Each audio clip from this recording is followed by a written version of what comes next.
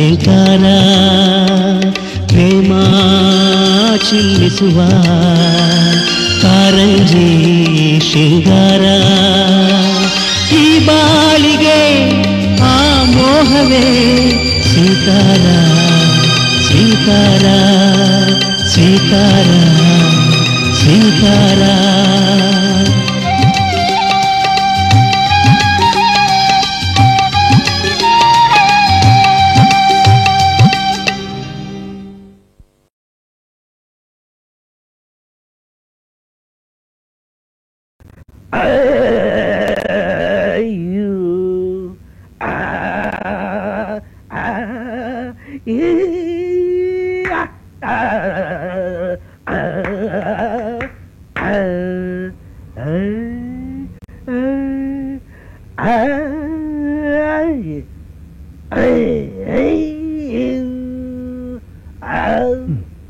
ಯಾವ ಸೀಮೆ ಮನ್ಸನಪ್ಪ ಮೂಗುಂಗು ಹಾಡೋ ಕೈಯಲ್ಲಿ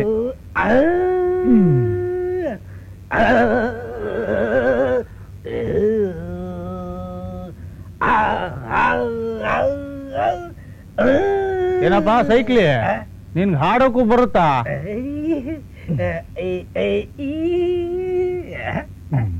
ಹೊರಗ್ ಬರಲ್ಲ.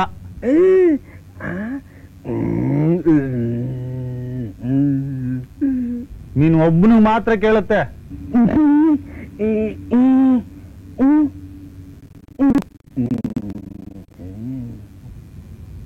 ಓಹೋ, ಕಣ್ಣು ಮುಚ್ಕೊಂಡ್ರೆ ಕೇಳಿಸ್ಬಿಡುತ್ತಾ?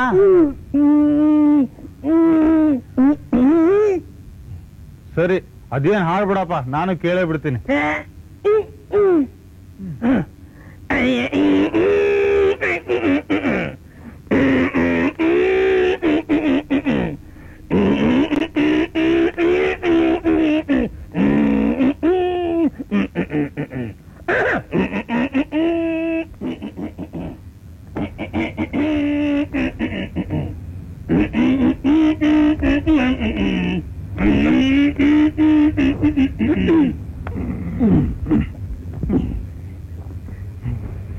ಇಲ್ಲಿ ಕುತ್ಕೊಂಡು ಏನ್ ಮಾಡ್ತಿದ್ದೀರಾ? ಸೈಕ್ಲಿ ಹಾಡು ಹೇಳ್ತಾ ಇದ್ದ, ನಾನ್ ಕೇಳ್ತಾ ಇದ್ದೆ. ನಿಮ್ಮಿಬ್ಬರು ಜೋಡಿ ಚೆನ್ನಾಗಿದೆ. ಅಕ್ಕಮ್ಮ, ನೀನ್ ಬರೋದ್ನೇ ಕಾಯ್ತಾ ಇದ್ದೆ, ಯಾಕೆ ಲೇಟು? ಆ ಅಂಗಡಿಯವನು 500 ರೂಪಾಯಿ ಜಾಸ್ತಿ ಬರ್ದಿದ್ದಾನೆ. ಸಂಜೆ ಹೋಗಿ ಸರಿ ಮಾಡಿ ಬಂದೆ. ಅಂಗಡಿಯವನೇ ಹಾಗೆ. ನಾನು ಎಷ್ಟು ಸಲ ಹೇಳಿದ್ದೀನಿ ರೇಷನ್ ಅಂಗಡಿ ಬದಲಾಯಿಸೋಣ ಅಂತ. ನನ್ನ ಮಾತೆಲ್ಲಿ ಕೇಳ್ತೀಯ? ಕಳ್ಳನ್ನೇ ಕಾವಲಾಗಿಟ್ಕೋಬೇಕು. ಸರಿ, ನೀನ್ ಊಟ ಆಯ್ತಾ? ಸೈಕ್ಲಿ ಹೊಟ್ಟೆ ಹಸಿವು ಅಂದ, ನಾ ಊಟ ಮಾಡ್ದೆ. ಹೊತ್ತಾಯ್ತು, ಹೋಗಿ ಮಲ್ಕೊಳ್ಳಿ. ಅಕ್ಕಮ್ಮ ಅಕ್ಕಮ್ಮ ತಗೊಳ್ಳಿ.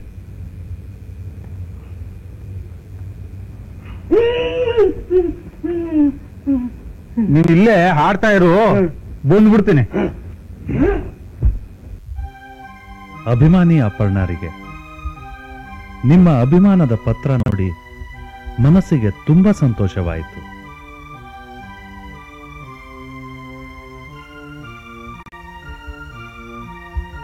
ಒಬ್ಬ ಸಾಹಿತಿಗೆ ಅಭಿಮಾನಿಗಳಿಂದ ಬರುವ ಪತ್ರವೇ ಶ್ರೀರಕ್ಷೆ. ನನ್ನ ಬದುಕಿನಲ್ಲಿ ನೀವೇ ಪ್ರಥಮ ಅಭಿಮಾನಿ. ನಿಮ್ಮ ಪತ್ರಕ್ಕೆ ಯಾವ ರೀತಿ ಧನ್ಯವಾದಗಳನ್ನು ಅರ್ಪಿಸಬೇಕೆಂಬುದೇ ನನಗೆ ತಿಳಿಯುತ್ತಿಲ್ಲ. ನನ್ನ ಕವನದ ಆಳ, ಉದ್ದ, ಅಗಲವನ್ನು, ಅದರಲ್ಲಿರುವ ಬದುಕಿನ ಸಾರವನ್ನು ನೀವು ಅರ್ಥ ಮಾಡಿಕೊಂಡಿದ್ದೀರೆಂದು ನಿಮ್ಮ ಪತ್ರವೇ ಹೇಳುತ್ತಿದೆ. ಕಷ್ಟಕರವಾದ ಅಂಶವನ್ನು ನೀವು ಅರ್ಥೈಸಿಕೊಂಡಿದ್ದೀರಿ. ನೀವು ಬುದ್ಧಿವಂತರೇ ಇರಬೇಕು. ನಿಮ್ಮ ಅಭಿಮಾನದ ಪತ್ರವನ್ನು ನನ್ನ ಪ್ರೇಯಸಿ ಭಾವನಾಳಿಗೆ ತೋರಿಸಿದಾಗ ಅವಳು ಉಡಾಫೆಯಲ್ಲಿ ಮಾತನಾಡಿದಳು.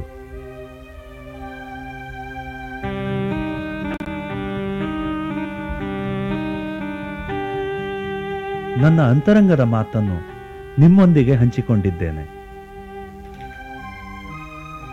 ದಯವಿಟ್ಟು ತಪ್ಪು ತಿಳಿಯಬೇಡಿ. ಅವಳಿಗೆ ಸಾಹಿತ್ಯದ ಗಂಧಗಾಳಿ ಇಲ್ಲ. ಬರೀ ಹಣ ಮತ್ತು ಆಸ್ತಿಯಲ್ಲೇ ಇರುತ್ತಾಳೆ. ಹಾಗಂತ ಆಕೆ ಕೆಟ್ಟ ಹುಡುಗಿ ಅಲ್ಲ. ಹೃದಯದಿಂದ ತುಂಬಾ ಒಳ್ಳೆಯವಳು. ನಿಮ್ಮ ಅಭಿಮಾನದ ಪತ್ರಕ್ಕೆ ಧನ್ಯವಾದಗಳು. ಆಗಾಗ ಪತ್ರಿಸುತ್ತೀರಿ.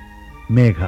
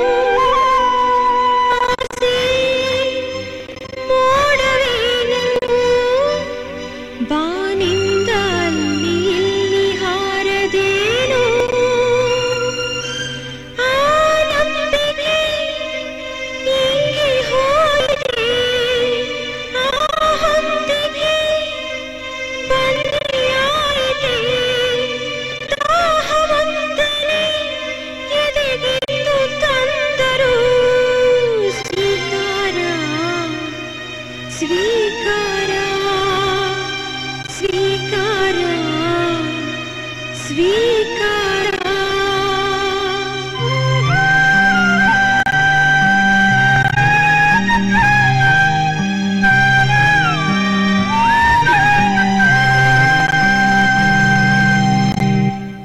ಕಣ್ಣ ಮುಚ್ಚೆ ಕಾಡೆ ಗುಡೆ ಉದ್ದಿನ ಮೂಟೆ ಉರುಳೆ ಹೋಯ್ತೆ ನಮ್ಮಯ್ಯ ಹಕ್ಕಿ ಬಿಟ್ಟೆ ಬಿಟ್ಟೆ ನಿಮ್ಮಯ್ಯ ಹಕ್ಕಿ ಬಚ್ಚಿಟ್ಕೊಳ್ಳಿ.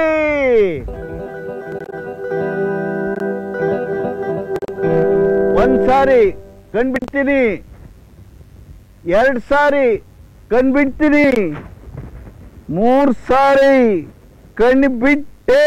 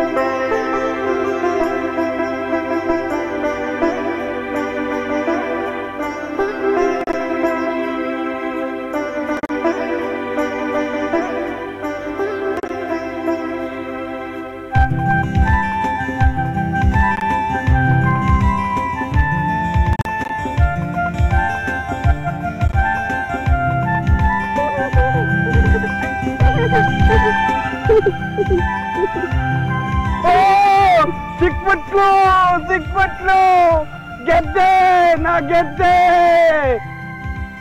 ಹೋಗಿ ಆಟ ಆಡ್ಕೊಳ್ಳಿ.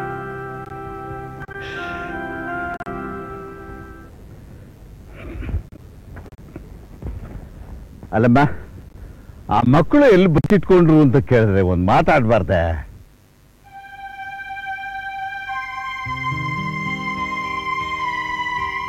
ಓಹೋ, ನೀ ಅದೇ ಗುಂಗಿನಲ್ಲೇ ಇದ್ದೀ. ಮರೆಯೋಕ್ಕಾಗ್ತಿಲ್ಲ. ಇದೇ ಪ್ರಾಬ್ಲಮ್ಮು. ನನ್ನ ಹೆಂಡತಿ ಸತ್ತಾಕ ನನಗಿದೇ ಪ್ರಾಬ್ಲಮ್ಮು. ಮಕ್ಕಳಿಲ್ಲ ಅಂದ್ಬಿಟ್ಟು ಅಪರ್ಣನ್ ತಂದು ಸಾಕೊಂಡೆ. ಅವಳು ಬೆಳೀತಿದ್ದಾಗೆ ನನ್ನ ಹೆಂಡತಿ ನನಗೆ ಕೈ ಕೊಟ್ಬಿಡದ. ಕೈ ಕೊಟ್ಲ? ಇಷ್ಟು ಹೀನಾಯವಾಗಿ ಕೈ ಕೊಟ್ಲ? ಬಿಡ್ತು ಬಿಡ್ತು ಬಿಡ್ತು. ಶಾಂತಂ ಪಾಪಂ ಶಾಂತಂ ಪಾಪಂ. ನನ್ನ ಹೆಂಡತಿ ವಿಷಯದಲ್ಲಿ ಅಷ್ಟು ಹಗುರವಾಗಿ ಮಾತಾಡ್ಬೇಡ. ಅಹಲ್ಯ ದ್ರೌಪದಿ ತಾರಾ ತಾರಾ ಮಂಡೋದರಿ ತಥಾ ಪಂಚಕನ್ಯಾ ಸ್ಮರೇ ನಿತ್ಯಂ ಮಹಾಪಾಪ ವಿನಾಶನಂ. ನನ್ನ ಹೆಂಡತಿಯ ಆ ಶ್ರೇಣಿಯವಳು ಕೈ ಕೊಟ್ಲು ಅಂತಂದ್ರೆ ಇಹಲೋಕ ತೆರೆಸಿ ಹೊರಟೋದ್ಲು ಅಂತ. ಪುಣ್ಯವಂತೆ ಮುತ್ತೈದೆಯಾಗಿ ಅವನ ಪಾದ ಸೇರ್ಕೊಂಡು ಅಪರ್ಣನ್ ತಂದು ಸಾಕೊಂಡೆ ಅಂತ ನಿನಗೆ ಹೇಳಿದ್ದ. ಆಮೇಲೆ ಈ ಮನೆಗೆ ಒಂದೇ ಮಗು ಸಾಕಾ ಅಂತ ಯೋಚನೆ ಮಾಡಕ್ ಶುರು ಮಾಡಿದೆ. ಇನ್ನೊಂದಿಷ್ಟು ಮಕ್ಕಳಿರ್ಲಿ ಅಂತ ಅನ್ನಿಸ್ತು. ಇನ್ನೊಂದು 4-5 ಮಕ್ಕಳನ್ನ ತಂದು ಸಾಕೊಳ್ಳೋದಕ್ಕೆ ಶುರು ಮಾಡಿದೆ. ಎಲ್ಲ ನನ್ನ ಮೊಮ್ಮಕ್ಕಳಾಗಿ ಬೆಳೀತಾ ಇದ್ದಾರೆ. ಈ ವಿಷಯದಲ್ಲಿ ನಾನು ತುಂಬಾ ಅದೃಷ್ಟವಂತ ಕಣಮ್ಮ. ಮೊದಲಲ್ಲಿ ನನಗೆ ಮಕ್ಕಳು ಕೊಡದೆ ದೇವರು ಅನ್ಯಾಯ ಮಾಡಿದ್ರು. ಜೀವನ ಪರ್ಯಂತ ಸಂತೋಷವಾಗಿರೋದಕ್ಕೆ ದಾರಿ ತೋರಿಸಿದ್ದಾನೆ. ಈಗ ನೋಡು, ನನಗೆ 74 ವರ್ಷ. ನಾನು ನೋಡಿದವರು ಅಷ್ಟು ವಯಸ್ಸಾಗಿದೆ ಅಂತ ಯಾರಾದ್ರೂ ಹೇಳ್ತಾರ? ಯಾಕೆ? ನಾನು ಯಾವುದನ್ನು ಮನಸ್ಸಿಗೆ ತಗೊಳ್ಳಲ್ಲ.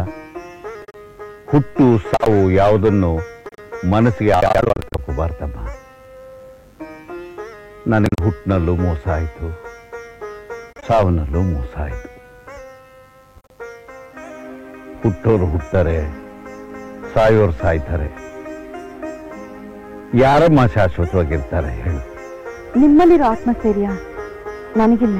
ಚಿಚಿ ಚಿಚಿ, ಅವೆಲ್ಲ ಇರೋದಲ್ಲ. ಪ್ರಯತ್ನ ಪಟ್ಟು ನಾವು ತಂದುಕೋಬೇಕು.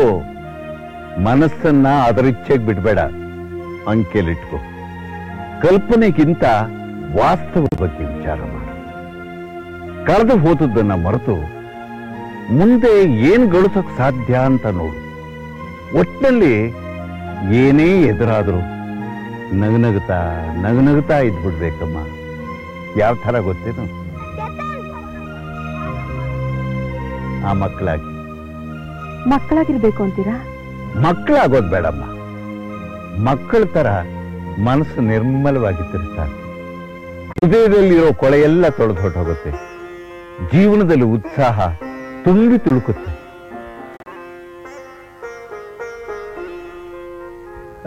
ಮಕ್ಕಳ ಏನ್ರೋ ತಾತನ ಮಟ್ಟಿಗೆ ಆಟ ಕರಿತೀರಿ, ಅಮ್ಮನ್ ಕರಿಬಾರ್ದಾ?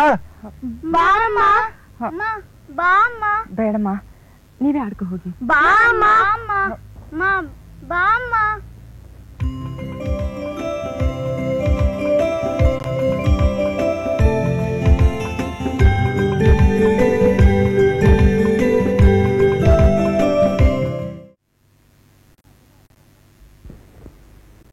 ಅಕ್ಕಮ್ಮ,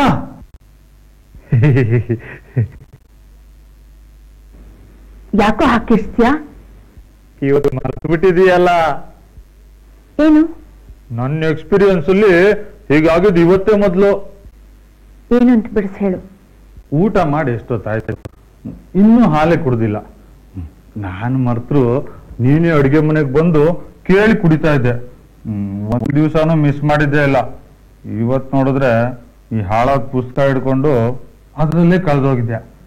ಅಕ್ಕಮ್ಮ, ಅಂತದೇನಿದೆ ಇದರಲ್ಲಿ? ಬದುಕಿನ ಅರ್ಥನೇ ಇದೆ, ಜೀವನದ ಸಾರಾಂಶನೇ ಇದೆ. ಇದೆಲ್ಲ ನಿಂಗೆ ಅರ್ಥ ಆಗಲ್ಲ, ಸುಮ್ಮನೆ ಹೋಗೋ. ಅಕ್ಕಮ್ಮ, ಹಾಗೆ ಮಾತ್ರ ಹೇಳ್ಬೇಡ. ನಾನು ಚಿಕ್ಕವನಾಗಿದ್ದಾಗ ತುಂಬಾ ಓದ್ತಾ ಇದ್ದೆ, ತುಂಬಾ ತಿಳ್ಕೊಂಡಿದ್ದೀನಿ. ಬೇಕಾದ್ರೆ ನಿನ್ಗೆ ಪಾಠನೇ ಹೇಳ್ಕೊಡ್ಬಲ್ಲೆ. ನೀನ್ ಮಾತಾಡೋದು ನೋಡಿದ್ರೆ ನನಗೆ ಗೊತ್ತಾಗುತ್ತೆ ನೀನ್ ಎಷ್ಟು ಓದಿದ್ಯಾ ಅಂತ. ಅಕ್ಕಮ್ಮ, ಅದ್ರಲ್ಲಿ ಏನಿದೆ ಅಂತ ಹೇಳು, ನಾನು ತಿಳ್ಕೊತೀನಿ. ಓದಿರೋನಲ್ವಾ, ನೀನೇ ನೋಡು.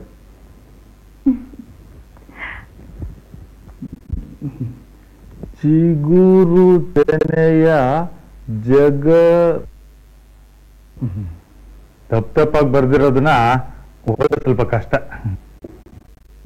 ಒಗರು ಬಾಳು ಬಡಿಯುತ್ತಿದೆ ಬಾರಕೋಲು, ಬಾಳ ಭವನ ಅಂದಗೆಟ್ಟು ಸುತ್ತಿ ನಿಂತ ಗಾಣದೆತ್ತು. ಇದೇನಕ್ಕಮ್ಮ, ಗಾಣ ಎತ್ತು ಅಂತೆಲ್ಲ ಬರ್ದಿದ್ದಾನೆ. ಯಾರೋ ಹಳ್ಳಿ ಮುಖ ಇರಬೇಕು. ನೀನ್ ಇದಕ್ಕೆ ಅರ್ಥ ಕಲ್ಪಿಸ್ಕೊತೀಯ. ನವ್ಯ ಕವಿತೆ ಅಂದ್ರೆ ಇದೇನಾ? ತುಂಬಾ ಓದಿದ್ದೀನಿ ಅಂತ ಹೇಳ್ದೆ, ನಿಂಗೆ ಗೊತ್ತಾಗಿರ್ಬೇಕಲ್ಲ. ಏನಾದ್ರು ನನ್ನ ಸ್ಟ್ಯಾಂಡರ್ಡ್ಗೆ ಇದು ಕವಿತೆ ಅಲ್ಲ. ಖಂಡಿತ ನಿನ್ ಸ್ಟ್ಯಾಂಡರ್ಡ್ಗೆ ಇದಲ್ಲ, ಒಪ್ಕೊಳ್ತೀನಿ. ನನಗೆ ಗೊತ್ತಿತ್ತು ನಿನ್ ಬಾಯಲ್ಲಿ ಇಂಥ ಮಾತೆ ಬರುತ್ತೆ ಅಂತ. ಅಕ್ಕಮ್ಮ, ಇವನ್ ಯಾವನೋ ಕವಿತೆ ಬರ್ದಿದ್ದಾನೆ ಅಂತ ಇದನ್ನೇ ಹಿಡ್ಕೊಂಡು ಕೂತಿದ್ಯಲ್ಲ. ನಾನು ಬೇಕಾದಷ್ಟು ಕವನಗಳನ್ನ ಬರ್ದಿದ್ದೀನಿ. ಕೆಲವರು ನೂರಾರು ಕವನಗಳನ್ನ ಬರೆದಿರ್ತಾರೆ. ಅದು ಕವಿಯ ಒಂದು ಕವನಕ್ಕೆ ಸಮವಾಗಿರಲ್ಲ. ಮಾತ್ ಸಾಕು, ಒಳಗ್ ಹೋಗು. ಈ ಮೇಘ ಅನ್ನೋ ಹೆಸರು ನಾನು ಯಾವ ಪತ್ರಿಕೆಯಲ್ಲೂ ಓದೇ ಇಲ್ವಲ್ಲ. ಎಲ್ಲೋ ಅಪ್ಪಿ ಪ್ರಿಂಟ್ ಆಗಿರ್ಬೇಕು. ಇನ್ನೊಂದು ಸಲ ಹೀಗೆ ಮಾತಾಡಿದ್ರೆ ಅಷ್ಟೇ. ನನ್ಗನ್ಸಿದ್ ನಾನು ಹೇಳದ್ನಪ್ಪ. ಅಲ್ಲ, ಇವ್ ನಿಜವಾದ ಕವಿನೇ ಆಗಿದ್ರೆ ಇನ್ನೂ ಬೇಕಾದಷ್ಟು ಕವಿತೆಗಳನ್ನ ಬರ್ದಿರ್ಬೇಕಲ್ವಾ? ಅದ್ಯಾಕೆ ಪ್ರಿಂಟ್ ಆಗಿಲ್ಲ? ನೀನ್ ತುಂಬಾ ತಲಾಟೆ ಮಾಡ್ತಾ ಇದೀಯಾ. ನನ್ನಿಂದ ನಿನ್ಗೆ ತೊಂದರೆ ಆಗೋದು ಬೇಡ. Good night. Good night.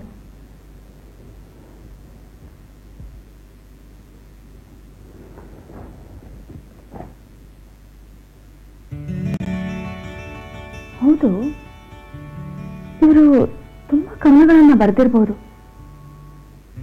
ನಾನು ಯಾಕೆ ಅದನ್ನ ತರಿಸ್ಕೊಂಡು ಓದ್ಬಾರ್ದು?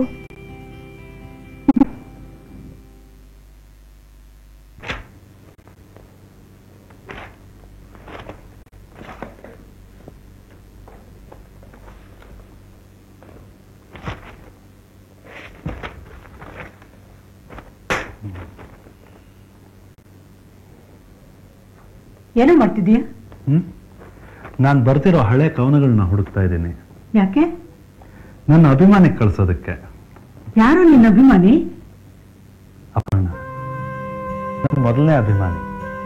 ಕಳಕಳೆಯಿಂದ ಕವನ ಕಳಿಸು ಅಂತ ಬರ್ದಿದ್ದಾಳೆ. ಕಳ್ಸೋಣ ಅಂತ. ನಿನಗೆ ಬೇರೆ ಕೆಲಸ ಇಲ್ವಾ?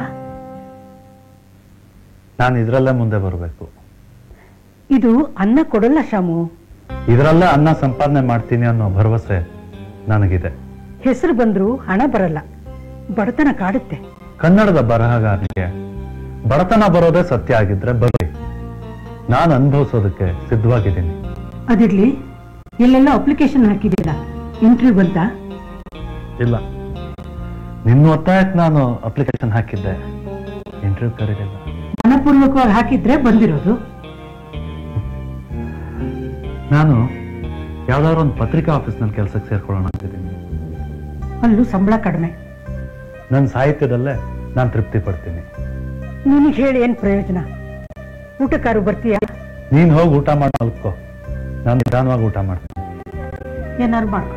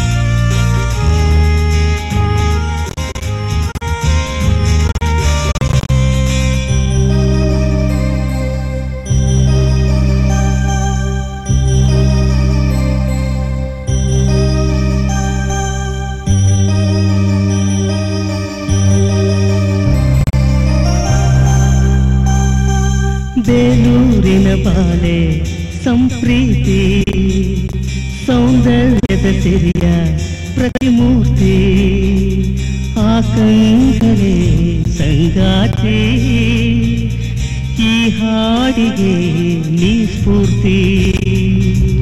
ನಾ ಹಸಿರಾಗಿ ನೀಳೆಯಾಗಿ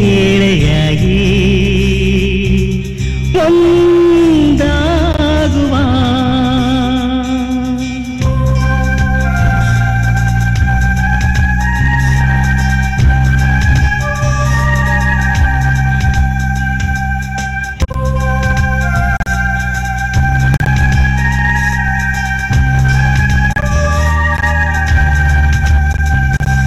ಬೇಲೂರಿನ ಬಾಲೆ ಸಂಪ್ರೀತಿ, ಸೌಂದರ್ಯದ ಸಿರಿಯ ಪ್ರತಿಮೂರ್ತಿ, ಆಕಂಕಳೆ ಸಂಗಾತಿ, ಈ ಹಾಡಿಗೆ ನೀ ಸ್ಫೂರ್ತಿ.